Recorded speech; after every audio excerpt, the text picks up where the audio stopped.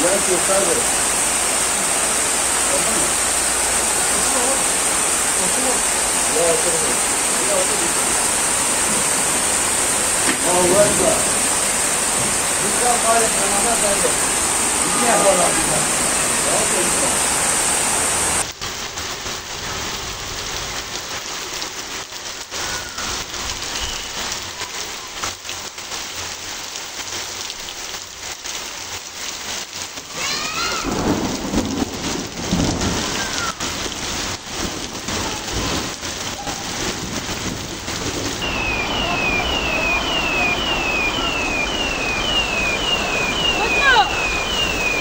Tehlike peşinde.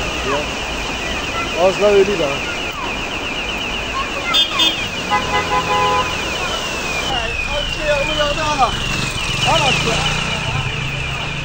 Ha biz de burada kaldık. Yol yok mecburen. Park ettik burada bekliyoruz. Ki yol açılsın ki biz de gidelim yolumuza. Ya sabır ya Allah.